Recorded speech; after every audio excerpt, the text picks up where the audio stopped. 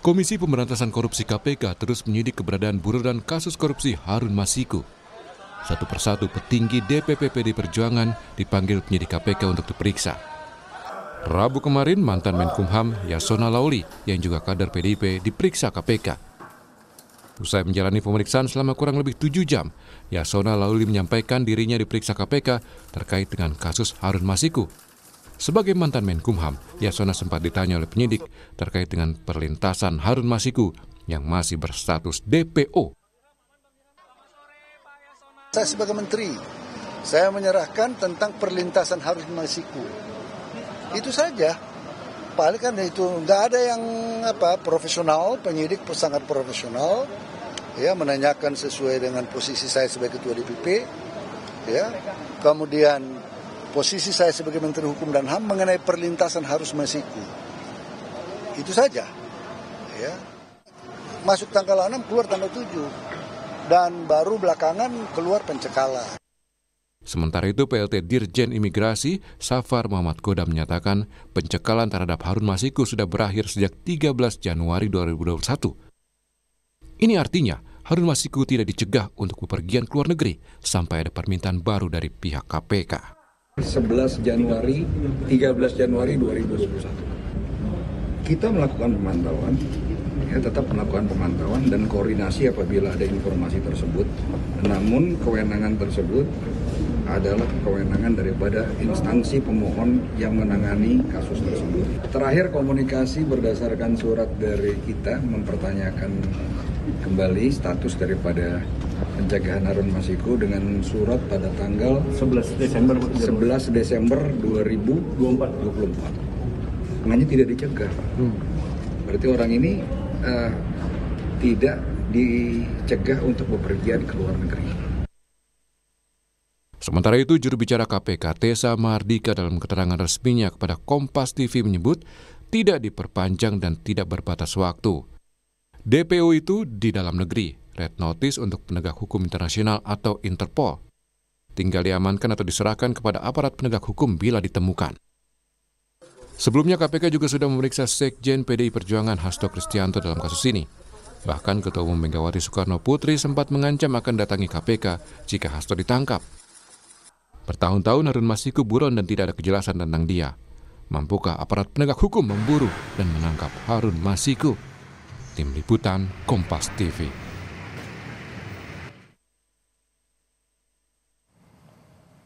Saudara, Komisi Pemberantasan Korupsi KPK bersama instansi lainnya mengklaim terus berusaha untuk memburu buronan kasus korupsi Harun Masiku. Namun bertahun-tahun buron hingga kini Harun Masiku masih belum juga berhasil ditangkap. Seberapa serius KPK ingin menangkap Harun dan bagaimana dengan PDIP Perjuangan yang berada di dalam pusaran kasus ini? Kita membahasnya dengan sejumlah narasumber, di antaranya di studio telah hadir mantan penyidik KPK 2013-2021 Yudi Purnomo. Selamat pagi Mas Yudi. Pagi Mas Mario. Mas Yudi, kita udah pemanasan duluan dari pagi. Siap. Oke, melalui sambungan Zoom ada peneliti Pukat UGM Zainur Rohman. Selamat pagi Mas Zainur. Selamat pagi Mas. Oke, dan selamat juga Mas Zainur, politisi PD Perjuangan Ciko Hakim. Selamat pagi Bang Ciko. Pagi semua, Assalamualaikum warahmatullahi wabarakatuh. Terima kasih Bapak-Bapak sudah bergabung di Sapa Indonesia Pagi hari ini. Saya ke Mas Yudi. Mas Yudi, melihat ini 4,5 tahun ya akhirnya. 5 tahun Januari nanti. Ya. Harun Masiku menghiasi media kita nih ya. Betul. Kan viral. Serius gak sih KPK sebenarnya menangkap Harun Masiku? Kalau saya lihat ada 2 fase ya. Terkait dengan perburuan Harun Masiku ini. Ya. Pertama ketika fasenya Firly Bahuri ketika masih menjadi ketua KPK saat itu, ya tidak ada gebrakan yang berarti yang saya lihat ya. Kemudian yang kedua ya ketika kemudian kepemimpinan KPK berganti ke tangannya Pak Nawawi, di situ kemudian ternyata kita juga baru tahu terjadi pergantian Kasatgas Penyidikan ya, di mana sebelumnya ketika Rosa Purwobekti waktu itu dipulangkan ketika dia menjadi penyelidik pada saat OTT dan kemudian ketika dia melakukan penggeledahan dan serangkaian kita baru tahu bahwa ternyata dia ketika kembali ke KPK ternyata ditunjuk menjadi Kasatgasnya. Dan kemudian ketika dia melakukan upaya untuk melakukan pencarian Harun Masiku, saya lihat sebenarnya terlambat karena Harun Masiku tentu sudah menghilang jauh. Psikologis seorang buronan koruptor yang kabur itu adalah 1 tahun ya. Tapi kemudian ada yang menarik ya dari serangkaian tindakan dia. Kemarin ada rilis ya foto dari Harun Masiku yang terbaru ya menurut KPK. Yang saya lihat kok di dalam bayangan saya seharusnya kan ada perubahan. Nah, ya, ini dari wajah ini ya. Harun Masiku yang terbaru itu, karena pengalaman saya. Tapi tidak ada perubahan ini ya? Ketika ada perubahan saya menarik loh. Harun Masiku berarti berani sekali dia di luar sana bersembunyi, tetapi dia tidak mengubah ya tampilannya karena ingat loh tadi Mas sampaikan kan hampir 5 tahun kita selalu membahas jadi headline. Ya, Anda mau mengatakan tidak merubah ini mau melecehkan pihak-pihak yang ingin menangkapnya atau gimana sebenarnya? Ya pertama satu sisi ya seperti tadi mengejek ini loh soal saya Harun Masiku yang sebenarnya gitu kan. Kemudian yang kedua berarti ada keberanian dari Harun Masiku kan fotonya di mana-mana. Dan yang ketiga yang menarik ketika merilis ini artinya kan KPK sudah mempunyai informasi terkait dengan kondisi terbaru. Kenapa hanya merilis foto? Ya saya berharap sebenarnya Harun Masiku kan ditangkap. Ketika Harun Masiku ditangkap artinya perdebatan mengenai apakah ini politis, apakah ini pesanan, itu kan pasti akan tuntas. Karena Mas, kalau bicara mengenai politisi yang terkait kasus korupsi, ketika zaman saya kita bukan hanya Harun Masiku, ketua umum partai loh, ya kan kita tangkap, sekjen partai, ya politisi-politisi di DPR. Artinya tuduhan-tuduhan politik pasti selalu ada, namun itu hanya bisa dijawab dengan cara menuntaskan kasus ini. Ketika dia tidak tuntas, yang terjadi adalah kasus ini akan selalu ada. Dan yang menarik memang yang tidak bisa dipungkiri bahwa KPK pun ketika kemudian melakukan perburuan itu seperti naik turun, ya kan, melakukan penggeledahan, nanti berhenti dulu, nanti pemeriksaan saksi. Menurut saya inilah seharusnya yang harus dijawab oleh KPK untuk kemudian mengerahkan, bagi saya sepertiga penyidiknya lah, bahkan untuk memburu Harun Masiku khusus ini. Kalau tidak, nanti habis pemeriksaan Pak Yasona, nanti pasti akan adem lagi prediksi saya. Gitu Bang, sebagai mantan penyidik KPK, Anda melihat bahwa KPK kemarin merilis foto terbaru yang berarti bahwa tahu kondisinya. Sebenarnya KPK ini tahu lokasinya, tahu kondisinya sebagai mantan penyidik KPK. Mungkin masih menunggu nih, tarik ulur dulu untuk menangkap. Atau sebenarnya benar-benar tidak tahu nih sebenarnya? Ya, bagi saya ya, penyidik itu kan tidak bicara. Ya, tetapi penyidik itu berbicara dengan bukan hanya dengan mulutnya, berbicara dengan pekerjaannya, dengan kegiatannya. Ketika kemudian kemarin saya mendengar dari Pak Yasona terkait dengan pemeriksaan dia, saya melihat KPK buntu untuk mencari Harun Masiku. Buntu berarti? Buntu. Namun ya saya melihat kenapa saya katakan buntu, karena KPK kembali ke titik nol. Ada 2 hal yang ditanyakan ya setidaknya kepada Pak Yasona ya terkait dengan formil ya pada saat proses Harun Masiku ingin menjadi DPR ya, permintaan fatwa dan sebagainya. Kemudian yang kedua terkait dengan pelintasan. Nah, ketika kembali ke titik nol, kemudian seharusnya kan penyidik itu mempunyai bukti formil ya terkait dengan data lintasan, bahkan sebenarnya kan data terkait dengan ke MA dan sebagainya kan juga bisa didapatkan lah ya. Jauh ke tahun 2020 ya. Nah, artinya penyidik ingin mencoba mencari jalan yang lain. Apakah jalannya itu adalah upaya untuk merintangi penyidikan? Ya kan terkait dengan Harun Masiku, ya itu tentu menurut saya itulah cara nalar yang paling baik ya. Kembali lagi ke tadi masalah Harun Masiku belum ketangkap, bahkan kemudian KPK mempunyai foto rilisnya. Itu yang saya sesalkan gitu ya. Mengapa merilis foto tersebut? Karena ini akan kontroversi bahwa benar yang dikatakan oleh Mas, pasti publik loh. Itu kok udah ada fotonya kapan ditangkap? Ini kan udah bukan OTT lagi. Ingat loh, sudah ada springkap. Ya kan, seperti penangkapan, udah ada buronan, nggak perlu lagi moto-moto ataupun dan lain sebagainya. Itu sudah saatnya untuk menangkap seperti itu. Ini ada politis atau tidak, saya tanyakan ke Bang Ciko. Bang Ciko, bagaimana pandangan PDIP terkait dengan ini Harun Masiku yang masih terus menjadi buron hingga saat ini? Yang pertama kami ingin sampaikan, kami di PDI Perjuangan selalu menjunjung tinggi pemberantasan korupsi di negara ini, dan kami mendukung segala upaya untuk institusi negara, baik itu institusi hukum ataupun lainnya, untuk juga menyelesaikan dan menuntaskan permasalahan-permasalahan yang terkait dengan korupsi ini. Yang kedua kemudian kami harapannya tentu agar supaya semua institusi yang terkait dengan hukum tidak melakukan tindakan-tindakan yang sifatnya lebih politis atau lebih mengarah untuk mendiskreditkan partai politik atau sosok-sosok politik dan lain-lain. Namun kami mengapresiasi apa yang tetap dilakukan oleh institusi hukum untuk kemudian menuntaskan setiap kasus, dan kami juga menyampaikan apa yang senada dengan disampaikan oleh Pak Yasona Lawli kemarin, bahwa sikap dari para penyidik cukup profesional dan beliau juga menyampaikan apa-apa yang ditanyakan kepada beliau. Tapi saya juga cukup setuju dengan apa yang disampaikan oleh Mas Yudi Purnomo, karena pertanyaan-pertanyaannya rasa-rasanya apa yang disampaikan oleh Pak Yasona itu adalah sesuatu yang bisa ditanyakan di tempat lain atau bisa diselidiki dari tempat lain.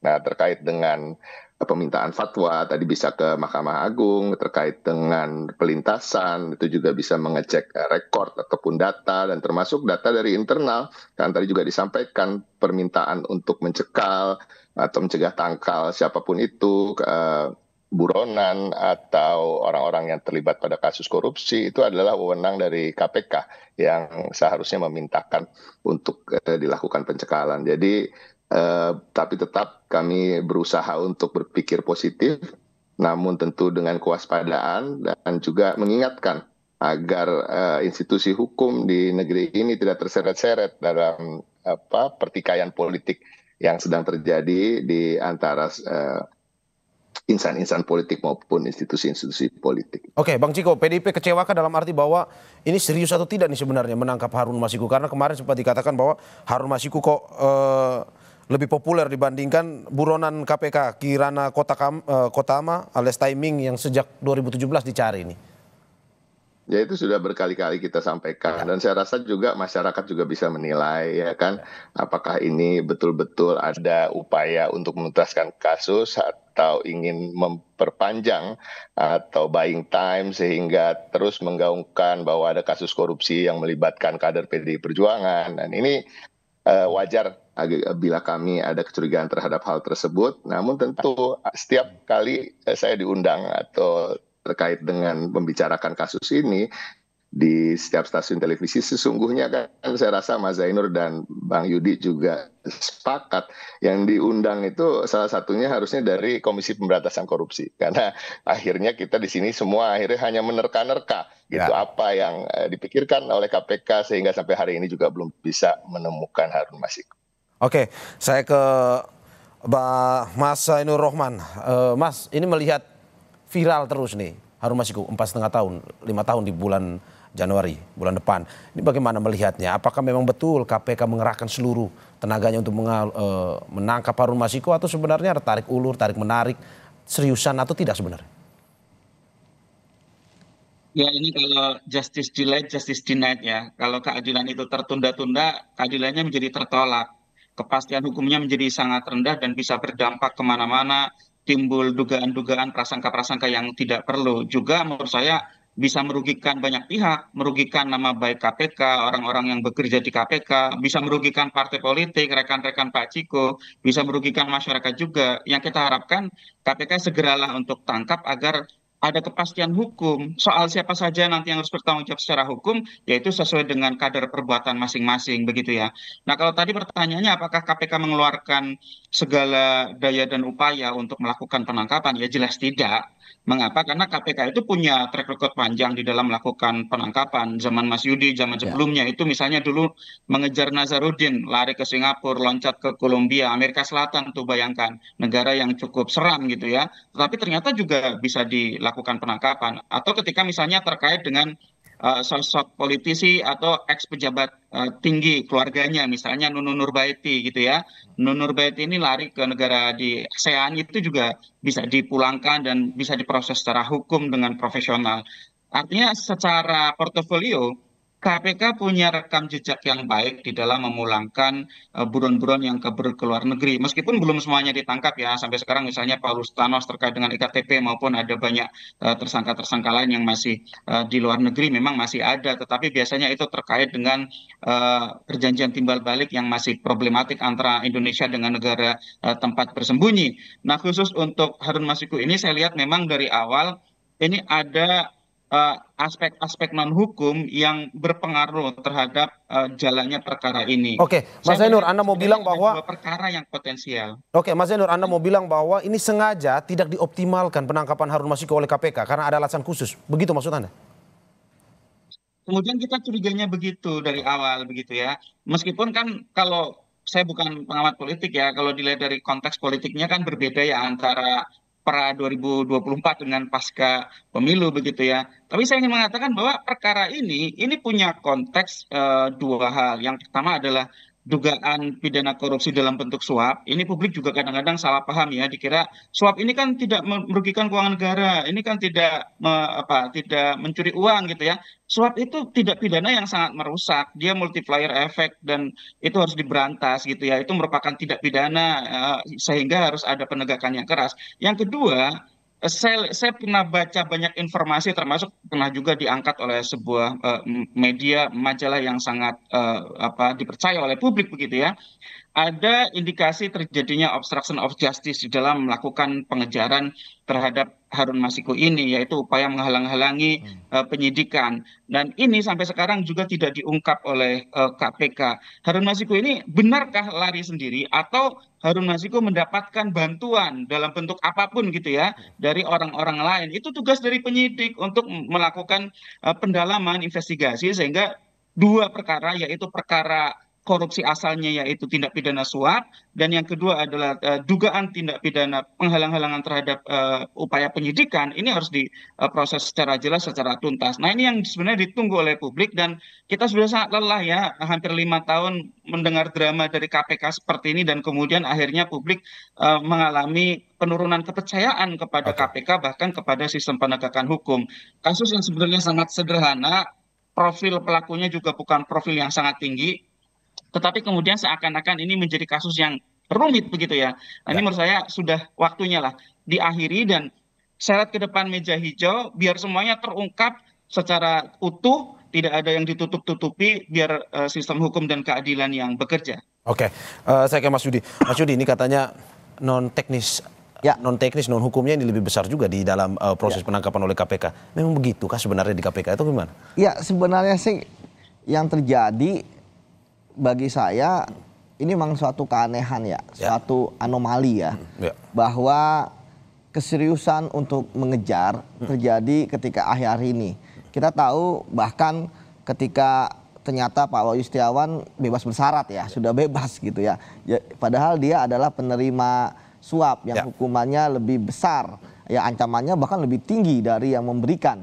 Dari Harun Masiku. Kalaupun Harun Masiku kemudian keluar, dia pun tidak berbicara kepada penyidik, menyangga semua, tidak mau membuka ke kanan, ke kiri, ke atas, ke bawah, kan juga tidak masalah sebenarnya. Tapi kemudian yang terjadi adalah Harun Masiku belum mau keluar. Padahal kalaupun dia dihukum, prediksi saya paling hanya 1 atau 2 tahun dengan melihat bahwa kasus korupsi jumlahnya nggak besar. Ancamannya kan maksimal 5 tahun. Nah, mengapa dia tidak memilih opsi untuk keluar, kemudian dihukum dan dia sebenarnya walaupun dia tidak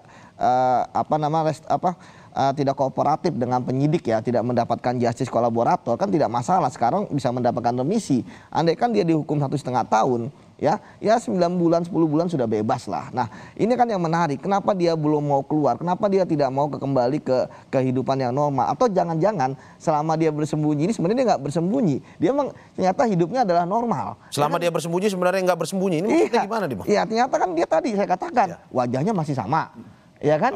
Jadi jangan-jangan dia berinteraksi dengan orang-orang pun juga ternyata berinteraksi aja gitu kan, seperti tidak ada beban. Tetapi tadi ada yang menarik yang ingin saya garis bawahi dari pernyataan Mas Zainur ya terkait dengan obstruction of justice. Ini memang menarik.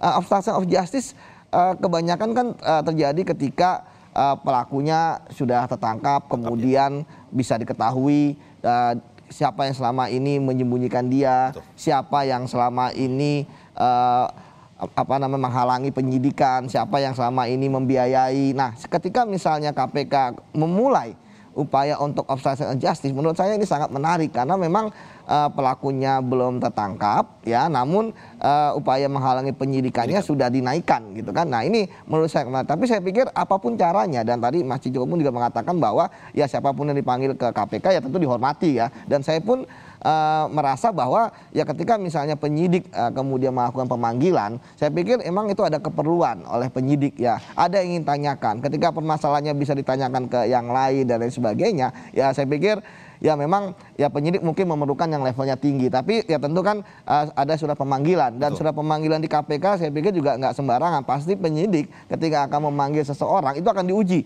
Mengapa Anda memanggil ini? Ya bisakah dengan orang lain? Pasti sudah dilakukan pengujian oleh direktur penyidikan, oleh deputi, bahkan oleh pimpinan KPK. Kalau misalnya dia adalah high profile. Jadi saya pikir ya penyidik memang mempunyai keleluasaan untuk memanggil setiap orang yang dia butuhkan sebagai saksi ya, karena merasa orang ini mempunyai keterangan yang karena kesaksiannya sebagai orang yang mendengar, mengalami dan lain sebagainya. Seperti itu Mas Bang Yudi, Aryo. kita melihat bahwa kasus Harun Masiku ini apakah betul sebenarnya memberikan kerugian kepada pihak-pihak tertentu, termasuk kepada PDIP katanya. Saya akan tanyakan ke Bang Ciko tetapi setelah jeda berikut.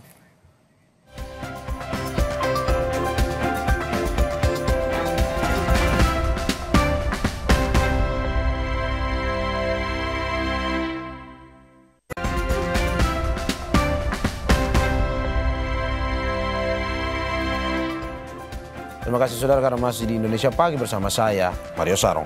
Kita masih bersama narasumber yang sudah bersama kita. Ada mantan penyidik KPK Yudi Purnomo, ada Pukat UGM Zainur Rohman, dan politisi PD Perjuangan Ciko Hakim. Saya ke Bang Ciko sesuai janji. Bang Ciko, tadi sedikit bocoran bahwa kami sudah mencoba mengundang pihak KPK, tetapi hingga saat ini memang masih belum bersedia untuk hadir. Sehingga kita tetap jalankan diskusi.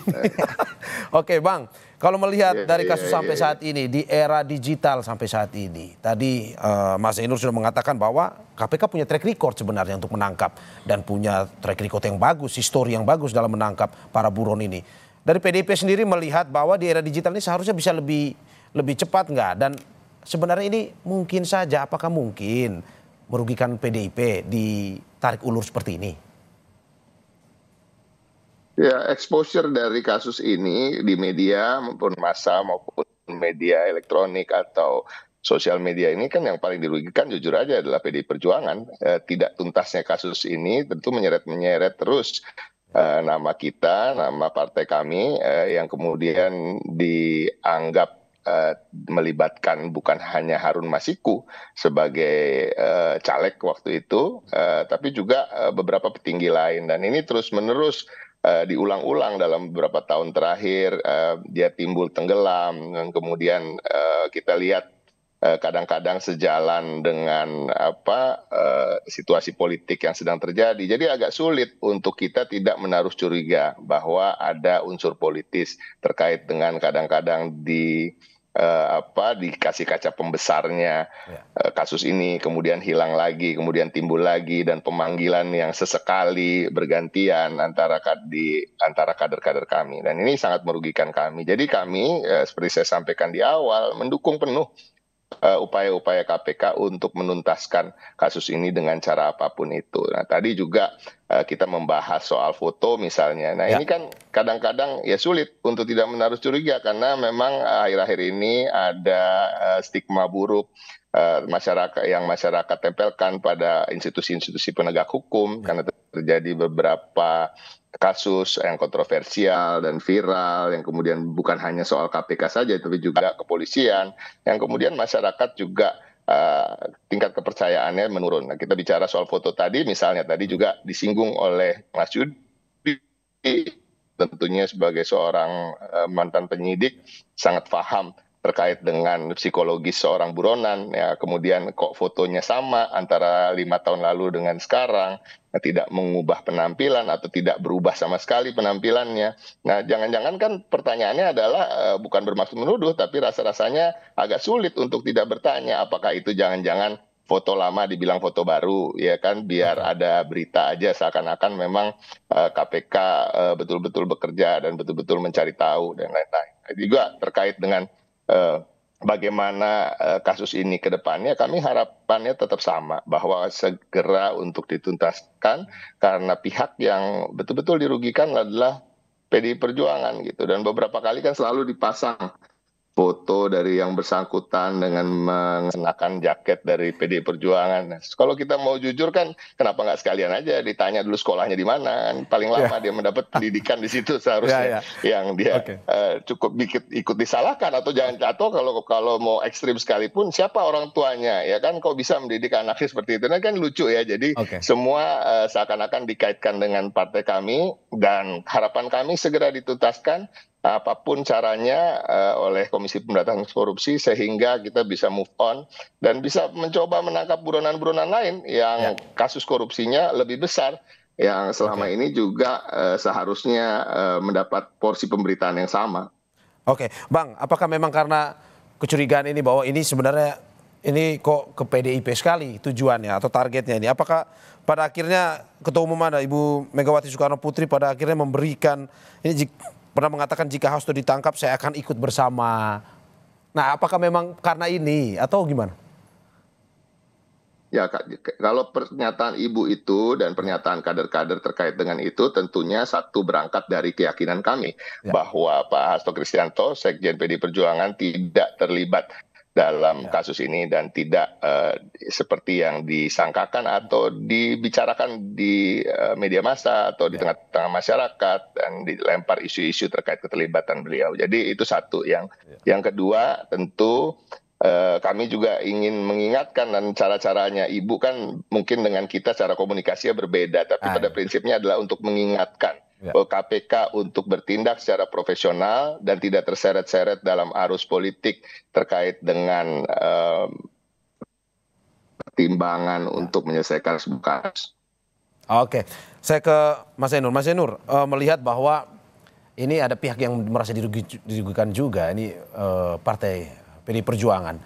Anda melihat bahwa memang sebenarnya KPK, apakah memang dalam kerja-kerjanya bisa non teknisnya lebih kurang dibandingkan dengan penyebab politiknya sebenarnya atau bagaimana?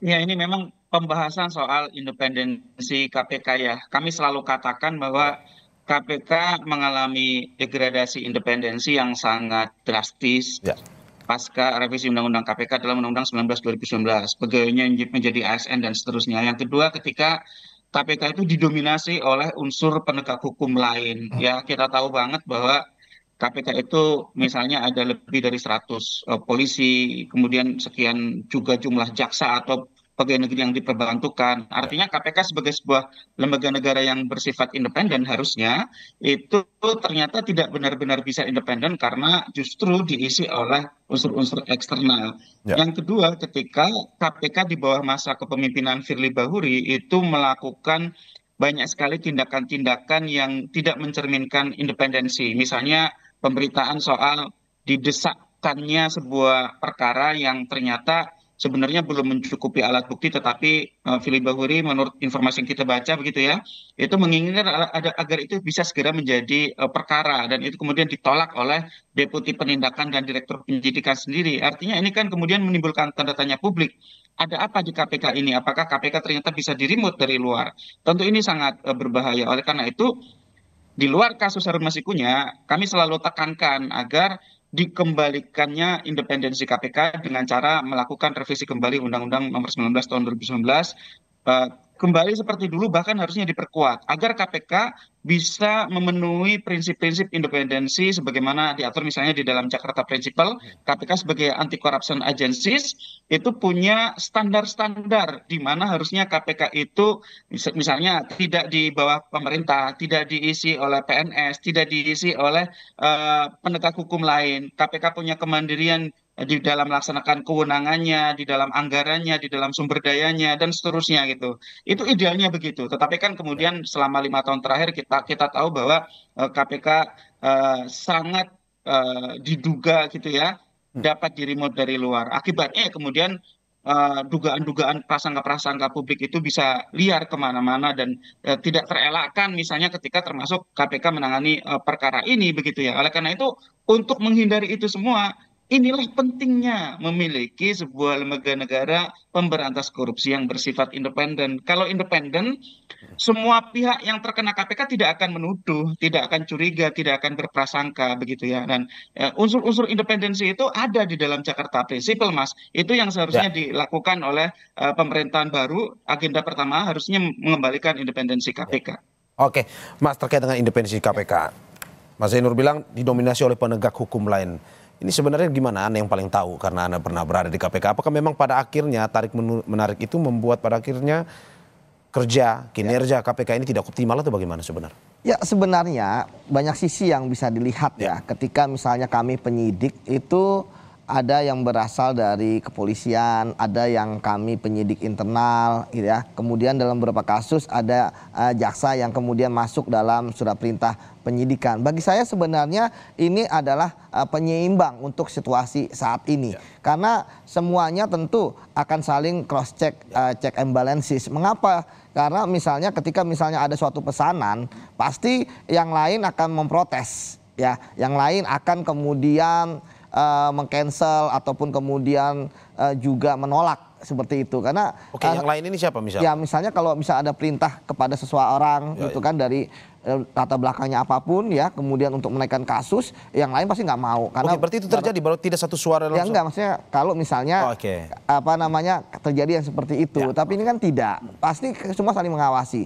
Komposisi Satgas saya pikir saat ini adalah sudah bagus ya. Misalnya kalau Kasatgas dari kepolisian pasti di bawahnya ada dari internal. Kemudian kalau Satgasnya adalah internal, ada dari kepolisian. Jadi sebenarnya kalau masalah independensi kan semua saling mengontrol. Tadi saya katakan kontrol ini kan bukan hanya di dalam Satgas, tetapi ada di direktur, ada di deputi, bahkan sampai ke kepimpinan.